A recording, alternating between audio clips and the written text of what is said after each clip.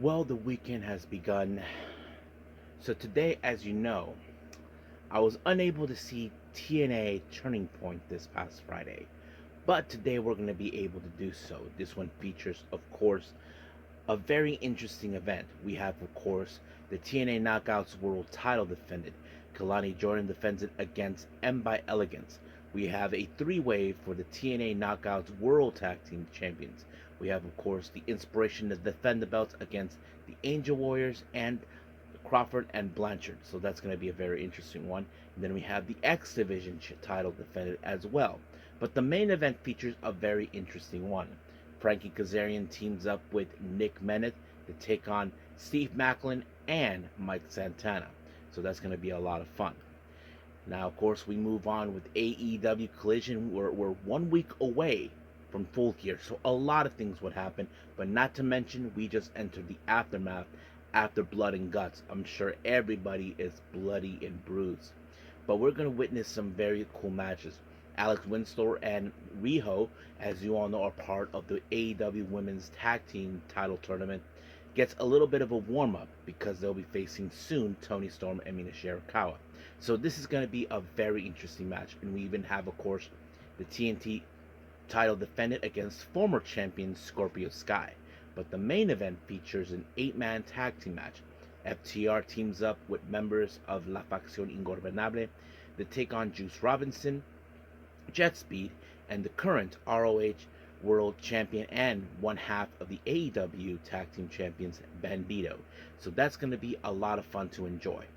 And then, as always, we'll wrap up our episode as usual with some news updates to give you guys updates on what's been happening in the world of pro wrestling, such as what events the promotions are thrown out, who's booked, what matches are set, including developments that are happening in the world of wrestling as we speak. So, let's get ready for another episode of the Deleted Wrestle Zone.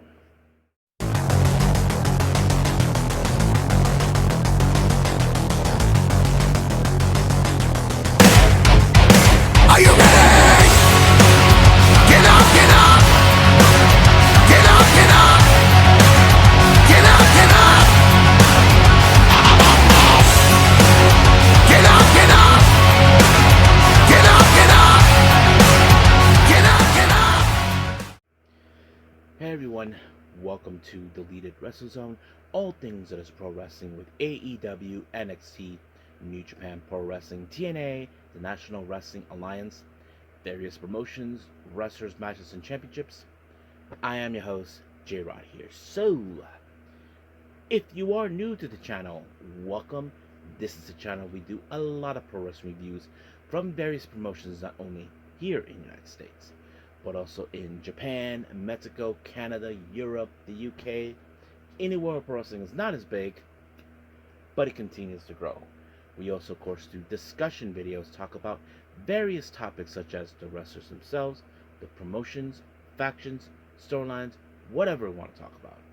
We also, of course, do more news updates. If certain information has been unable to be on this episode, we can either put it on the next one or on a separate video by itself. We also, of course, do real-time news updates to keep you guys on alert if something has happened in the world of wrestling that needs to be addressed ASAP. We also, of course, got to do Nagi Sayaka Watch and various other cool wrestling content as well. So if you like what you see, please subscribe to us and click on that subscribe button. You'll be getting a lot of vivid reviews and other cool wrestling content as well. But if you like this episode, please give us a like on the like button or a nice comment in the description down below. Now, enough of the jibber jabbers. Let's get started with our first review, and this one is, of course, TNA Turning Point.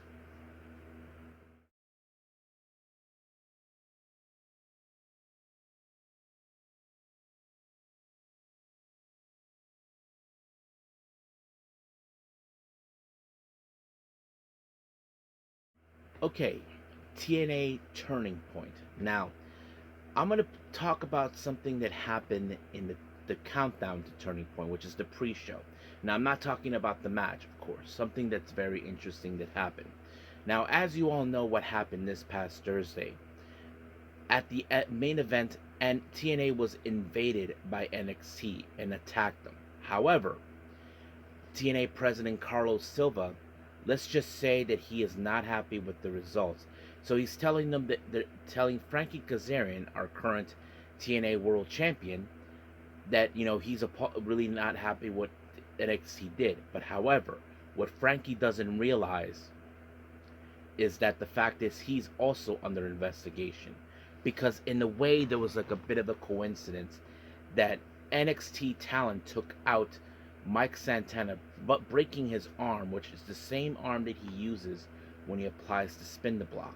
So basically, he's telling Silva that he's appalled with the accusation, but the problem is he's the one who walked away unscathed and took advantage of this. Now, however, of course, Nick Bennett, who is one half of the Collision Gauntlet winner, also believed that maybe he had something to do with it. But however, Nick Bennett decided that to challenge him when the time is right. So we'll see how things will go from there. Now, our first match is for the TNA Knockouts World Title. Kalani Jordan defends her championship, but this time against Am by Elegance. Now remember, this past Thursday she defended the title against Heather, but things didn't go according to plan. Now remember, the Chihuahua himself decided to make it look like that they earned the right to this, but Kalani Jordan came out on top when she applied one of a kind, and just like that, 1, 2, 3, she retained the title. Now, we did see an interview with, of course, Li Yingling, along with her tag partner, Zaya Brookside, and Mara Sade, asking them about what they were witnessing in this match with Kalani Jordan. Now, as you all know, in Gold Rush, Li Yingling will be challenging in a three-way match for the TNA Knockouts World Title. So that's something, of course, that's been mentioned. So we'll see what's going to go from there. And of course, Marsha, they decided to say that they got everything under control until Ryan Bennett decided to get involved in that sort of thing. So basically, he got insulted by two women, with Gia and Marsha Day. Now, we did see Santino Marella having a little chat with Ava, asking her what the hell would happen. He wanted to know, why did NXT went through security and just made this attack. Now, Ava, of course, she's not happy with this. She's trying to say, look, I would never jeopardize this partnership. I had nothing to do with it. Even Ariana Grace, as you all know, is the liaison between both TNA and NXT, is also not happy with what really happened. So we don't know exactly, but of course, Santino said that he'll make sure security will be double. So we'll see how that goes from there. Now, our first match, we have BDE, who many of you may know him. He's an internet sensation. He faces against AJ Francis. If you guys saw what happened this past Thursday in an exclusive video, he got a choke slam, or should I say the down payment on through him through a table. And now that's pretty much. But the match was pretty good, and I have to say it was incredible. And there was a great moment where, of course, BDE applied a Canadian destroyer on AJ Francis. No one expected it. But however, of course, this match ended with AJ Francis applying a down payment twice. The first one, of course, there was a moment where BD was like showing, come on, show me some more. Of course, because AJ Francis thinks that someone like BD shouldn't be there. But we know BD is really that good what he can do, despite of him being a YouTube sensation. But it is what it is. But AJ Francis got away with it. He may think that he is better than him, but he's not. He's just a moron. Now, we did see an interview with Gia Miller talking to, of course, with Steve Macklin. Now, of course, as you all know, he is in the front lines about what's been going on in TNA, especially when you have invaders from NXT. And of course, he doesn't know where Mike Santana is, but if things are exactly how it's going to be, so he may have no choice but to challenge both men all by himself. And of course, Steve Macklin is a true soldier who refuses to bow down to people who think they're better than him. So that kind of sets it up right there. Now, our next match is a no disqualification match. We have Danny Luna versus Indy Hartwell. Now, remember, for quite some time, Danny Luna and Indy Hartwell had to develop some sort of friendship, but things went out of control for Danny Luna, and she snapped completely and attacked not only Indy Hartwell, but also her former tag partner, Jody Threat.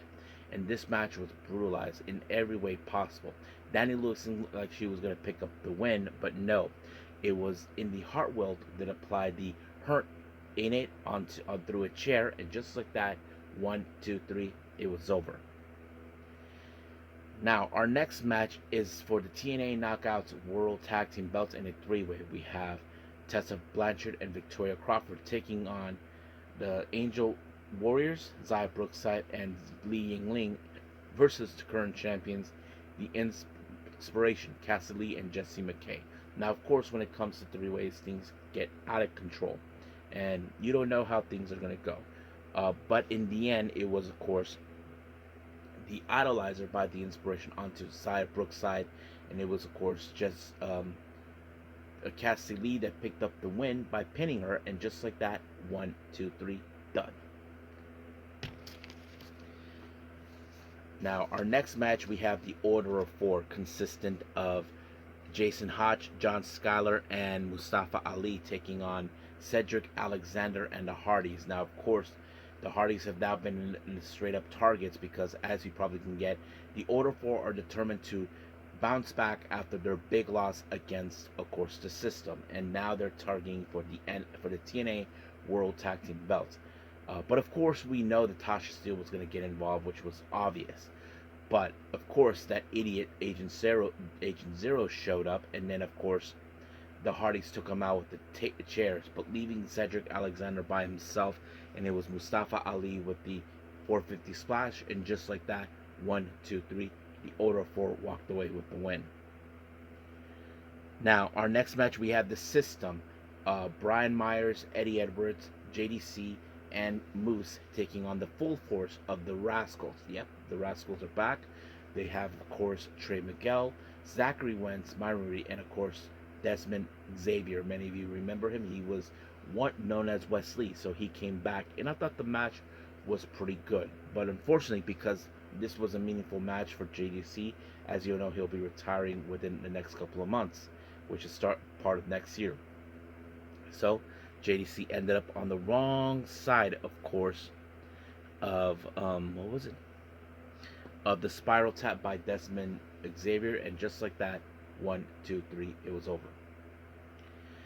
Now, our next match is for the TNA X Division title. We have, of course, Rich Swann, former X Division champion, taking on Leon Slater, and I thought the match was pretty well. But however, at some point of the match, Leon Slater was blind from his left eye; he couldn't see, and of course, Rich Swann took advantage of it. But luckily, Rich Swann was able to apply the Swanton 450, and just like that, 1, 2, 3, it was over. Now, our main event is Steve Maclin versus Mike Santana. Now remember, Mike Santana was nowhere to be seen for a while, so Steve Maclin had to go alone to take on Nick Bennett and Frankie Kazarian. So that kind of sets it up right there. But man, Mike Santana did show up, and he did take it to what's his name? Yeah. To one of the to Frankie Kazarian. But however, of course, Mike Santana, as you know, he's still suffering pain from his arm because of what happened this past Wednesday. So basically, he had to go out alone and try the spinner block to go through all the pain. And just like that, 1, 2, 3, Steve Maclin and of course Mike Santana picked the one. But however, things went out of control when NXT talent made an appearance, and of course that sets it up. Not to mention, Santino was talking to Stax. Many of you may know him. Stax is dating his daughter, and they're engaged to be married, and that kind of sets it up right there. We don't know what's the extent of that, but I'm sure we'll find out. But of course, Frankie Kazarian got caught and then beat up. We don't know what is going on, who is letting these people in, but we'll see what happens until then. But as of right now, we're officially done with TNA. Let's move on with our next and final review, AEW Collision.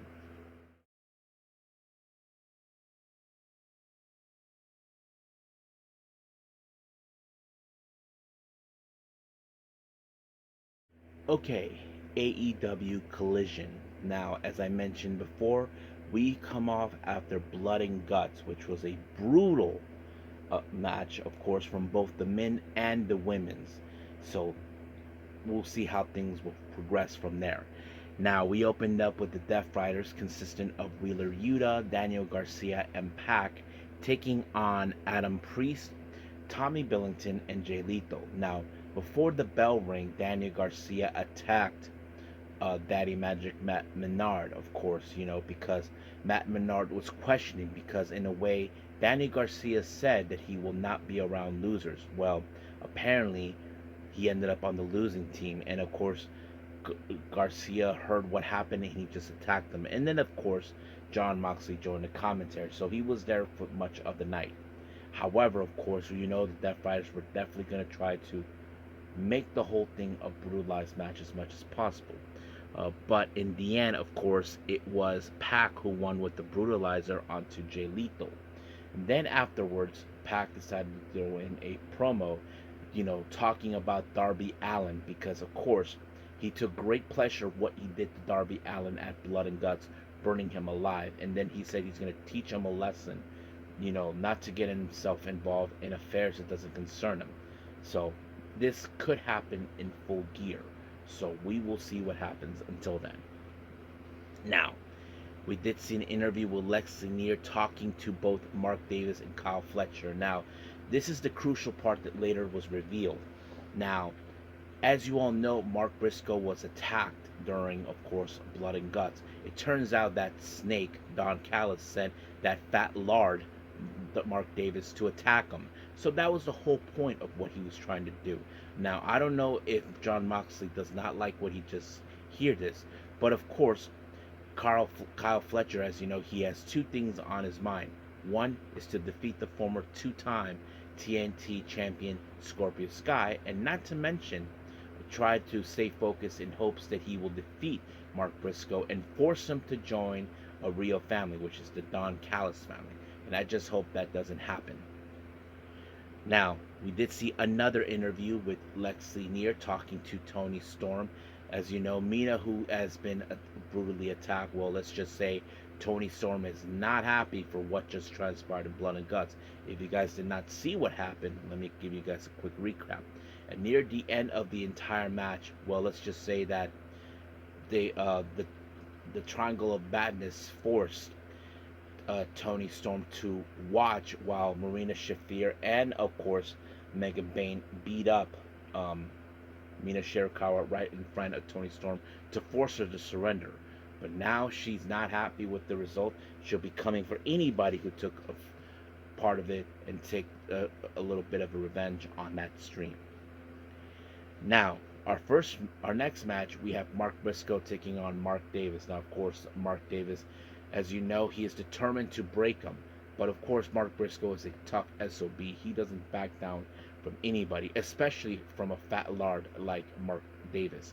But in the end, Mark Briscoe was able to overcome it and put the froggy bow onto him. And just like that, 1, 2, 3, it was over. Now, Christopher Daniels and Scorpio Sky were talking, as you know, about their upcoming strategy match, of course, that took place, the TNT title. But of course, Scorpio Sky knows what he's getting himself into. So we'll see what happens from there. Now, in the backstage area, Josh Alexander was causing all kinds of ruckus. But what we didn't realize that he was hurting Michael Nakamura. Now, for those who may not know who he is, Michael Nakamura is a Japanese wrestler who is originally from TDT. He had this thing where he uses oil, and he's a close friend of both Kota Ibushi and Kenny Omega. So it seems that this was a message by that snake Don Callis to indirectly send to Kenny Omega. But now I don't know what Kenny Omega would respond, but I'm sure he'll get a little bit of payback for what just transpired. Now, MXM TV made their presence known to do a promo in the start of the next match, which features Taya Valkyrie. But however, her opponent is Ty Mello. Now, originally we were supposed to see Ty Mello and Anna Jay team up, but Anna Jay ended up sick. So basically, Ty Mello went on alone. But in the end, it was Ty Mello that walked away with the win, and she applied like a somewhat of a gory bomb special, but instead of letting the person flatline down and face down into the mat, it was in fact a knee strike. And just like that, 1, 2, 3, Ty Mello won the match. But however, Ty Mello was viciously attacked by Marina Shafir, the problem. And then, of course, Toni Storm took out Taya Valkyrie and then went after Marina Shafir, and then she gave her Storm Zero and just walked out of there. And I'm sure Marina Shafir feels so embarrassed that she did not see this one coming. So it seems now she has another problem. So that's how things end right there. Now, our next match is the TNT title. Scorpio Sky defeats Kyle Fletcher. I thought this match was pretty much intensified, like you would have imagined. And then, of course, um, we did see a unnecessary tactic from Kyle Fletcher. He kicked Christopher Daniels in the face, and just like that. And then, of course, it took many times over for these two men to try to take each other out. They even try. Kyle Fletcher finally put him away with the sheer drop power bomb, and just like that, 1, 2, 3, it was over. However, Fletcher called that fat lard Mark Davis to help him beat up Scorpio Sky, but luckily Mark Davis and Top Flight came to the rescue. And of course, Mark Briscoe did say, "Hey, Kyle Fletcher, I defeated your fat friend, of course, Mark Davis, and now it's going to be your turn." But Kyle Fletcher believes that he's the one who's going to go on top, and then he said that he's going to solidify his legacy at the same time, also in hopes that Mark Davis will have no choice but to join the Don Callis family. But we'll see what happens in Full Gear next week. Now, our next match, we have Alex Windsor teaming up with Rio, who was our first AEW Women's World Champion, taking on Hyan and Maya World. Now, of course, the obvious thing we did witness is that Maya World and Hyan applied a separation on Rio, simply because, as you know, Rio, she may not be the tallest or the biggest person in the entire ring due to the physicality of her size. I mean, she may be small, but do not underestimate that little power of shortness coming from her, because that's exactly what she is. But luckily, Alex Windsor was there to help her out. However, Maya World was in a position where she almost could have won, but it was Alex Windsor to make a helping hand to Riho when she applied a crucifix bomb, and just like that, 1, 2, 3, it was over. However, during the post match, they received a surprise video message from their opponents of course, for the AEW Women's World Tag Team Champions, and that is, of course, Toni Storm and Mina Shirakawa. So this is going to be a lot of fun to see. Now, we did see Jon Moxley put out a promo. As you probably know, Jon Moxley tapped out against Kyle Fletcher. So, of course, Kyle Fletcher has every right to be happy that he did exactly what he did. But Jon Moxley, he thinks that it was not enough. But everybody's like, keep saying, "You tap out, boy." So that's the whole thing, and he walked off. So you probably can tell that this is far from over between these two. Now, Ty Mello did an interview with Gia Miller, of course, about Toni Storm and everything else. But of course, it's no secret that these two women, who many people may know, that they were originally part of that AEW Women's Tag Team Tournament. They may not have won, but you know what I mean. Now, our main event is the LFI, consisted of Sammy Guevara, Roosh teaming up with FTR, Dax Harwood, and Cash Wheeler to take on Juice Robinson, Jet Speed, Mike Bailey, and Kevin Knight, and then finally, of course, Bandito. So, of course, that's how things are going to be. Don't forget, Bandito, along with Brody King, will defend their tag team belts against FTR. And that's exactly what was going to happen. But luckily, it was Bandito that picked up the one with 21 plex. And just like that, 1, 2, 3, it was over. So, we'll see what happens this coming next week. So, until then, let's end here and move on with some news updates.